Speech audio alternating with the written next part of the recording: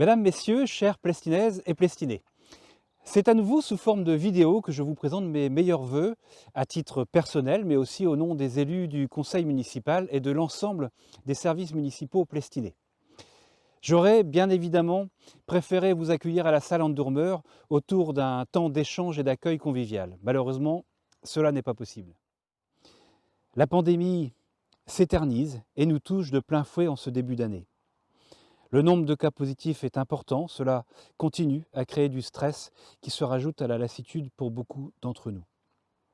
Des signes encourageants nous laissent à penser que nous allons apercevoir le bout du tunnel en 2022. Soyons encore un peu patients et nous devrions retrouver notre vie d'avant.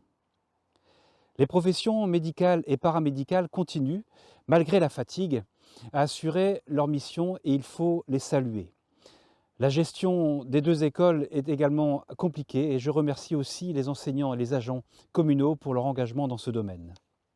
Je voudrais adresser un salut amical et attentionné à nos aînés qui, en établissement ou à domicile, souffrent de cette crise angoissante qui est aussi parfois synonyme d'isolement. Nous pensons bien à eux et je me permets de leur rappeler que le CCAS assure une veille et un accompagnement permanent aux personnes les plus en difficulté. Les élus du CCAS ainsi que Benoît Billot, notre animateur social, sont à leur disposition. Un salut amical aussi aux jeunes, dont on ne parle peut-être pas assez. Ceux-ci, en pleine force de l'âge et qui ont soif de rencontres, d'échanges, de temps festifs, se retrouvent limités dans leurs interactions sociales. Nous pensons aussi bien à vous et je vous informe que vous pouvez, vous aussi, faire appel à nous via le CCAS ou la structure Information Jeunesse avec notre animateur Florian Petra si vous éprouvez des difficultés. La gestion d'une ville dans ce contexte économique n'est pas simple, mais je souhaite saluer les Plestinais qui, malgré la lassitude, ont fait preuve de responsabilité et de sérieux afin de respecter les multiples contraintes que les autorités leur ont imposées. Leur comportement a fortement facilité cette gestion de crise et je les en remercie.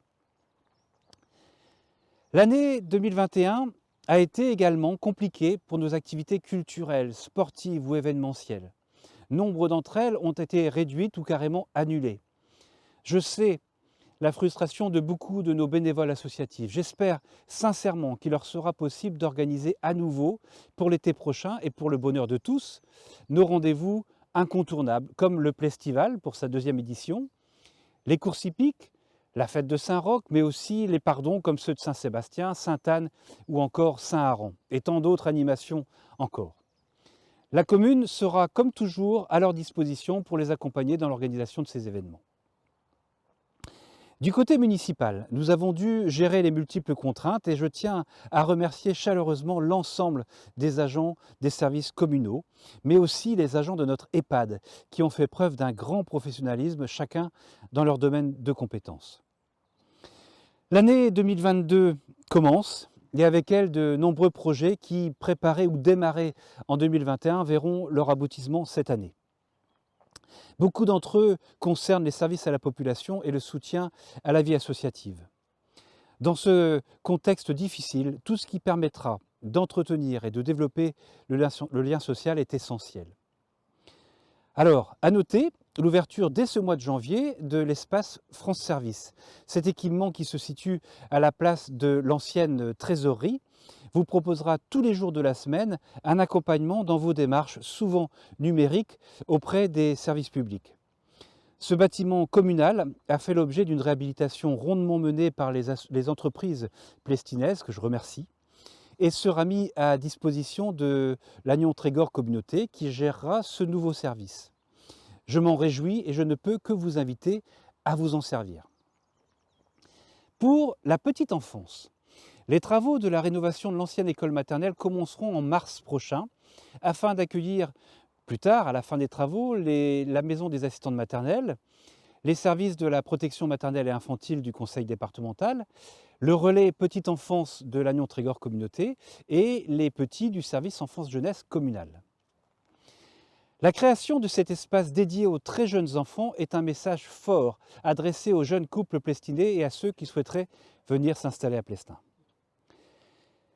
Concernant les équipements mis à la disposition de nos associations. Plusieurs réalisations sont programmées cette année. Tout d'abord, la Maison de la Solidarité qui ouvrira dès ce début d'année dans les anciens locaux de l'école Notre-Dame qui ont été remaniés. Le Secours populaire et la Croix-Rouge y seront logés. L'acquisition d'un terrain à proximité immédiate permettra d'utiliser des places de parking pour leurs adhérents. Les anciens locaux du syndicat de voirie à Pouls-Cornette seront rénovés et mis à disposition de 3 associations, le comité des fêtes, les chemins plestinais et les cyclistes. Une extension sera réalisée aussi au boulodrome pour améliorer l'accueil des joueurs de boules et de pétanque qui sont trop à l'étroit. Et enfin, nous travaillons aussi avec l'AS Plestinaise pour repenser l'aménagement du stade afin de répondre à la forte augmentation des adhérents au club de foot. Voilà, ce soutien à nos associations est une volonté forte de notre équipe municipale et une condition indispensable au maintien de la qualité du vivre ensemble à Plestin. Nous y tenons beaucoup. En termes d'aménagement, sur les aménagements de voirie, après la restructuration de l'avenue Claude Coty en 2021, l'avenue des Frères Le Gall, entre Keralik et le rond-point de la zone commerciale, sera complètement remaniée en 2022, à la demande pressante du département. Le chantier se déroulera sur l'ensemble de l'année, avec bien sûr une pause durant la saison estivale. Les travaux de réseau sont déjà en cours, vous avez dû le constater. Outre la réfection de la voirie, très abîmée, ce projet aura pour objectif l'embellissement et la sécurisation de cet axe très passant. Une piste cyclable séparée de la chaussée y sera notamment réalisée. Ces travaux occasionneront inévitablement des gênes pour les utilisateurs, mais aussi pour les riverains, et il faudra faire preuve de patience et de tolérance durant le chantier. Je vous en remercie d'avance. Si vous le souhaitez, les plans seront visibles courant du mois de janvier à la mairie. Vous pouvez aller les consulter. En termes d'aménagement toujours, mais d'aménagement économique, une extension de la zone du Châtel sera réalisée par les services de l'agglomération pour permettre à la fois l'agrandissement des entreprises, mais aussi l'implantation de nouvelles activités économiques, et nous ne pouvons que nous en réjouir. S'agissant des aménagements touristiques, l'agglomération effectuera des travaux de restructuration du village de vacances de Keralik dans l'objectif de rouvrir le site le plus rapidement possible. L'ancien camping, quant à lui, de Keralik, que la commune rachète, sera transformé en une aire de camping-car. Les travaux commenceront très prochainement. Enfin, sur Saint-Efflamme, nous effectuerons en ce début d'année la consolidation du trait de côte au niveau des sanitaires. Ce secteur est en danger et sur les conseils du Bureau d'études de l'État, le CEREMA, nous installerons des perrets en bois en prolongement de l'enrochement actuel. Et enfin, toujours dans le domaine de l'aménagement de la cité, nous continuons dans notre action dans le domaine de l'habitat par la réalisation des 2 dernières tranches du lotissement de Pont-à-Portéour avec la société d'économie mixte. Il y aura 35 lots nouveaux à bâtir et 2 ensembles de logements locatifs. Une opération d'acquisition et d'aménagement du Penker Isela derrière la médiathèque commencera cette année en lien avec l'établissement public foncier de Bretagne et la société publique locale d'aménagement de LTC. Les consultations avec les propriétaires concernés vont commencer dès ce début d'année. Voilà pour les projets de 2022. Nous continuerons bien sûr également les réflexions et la recherche de financement autour du projet de santé, des logements inclusifs à côté de l'EHPAD, mais aussi la préparation aux futurs aménagements de nos entrées de ville pour les prochaines années. Les services de l'agglomération et de l'État nous accompagnent dans ces différentes réflexions dans le cadre du dispositif Petite Ville de demain et je les en remercie. Il me reste à vous souhaiter à tous une nouvelle année, une excellente année 2022, qu'elle vous apporte bonheur, réussite dans vos projets et surtout une bonne santé. Blavez mat, ayer et mat.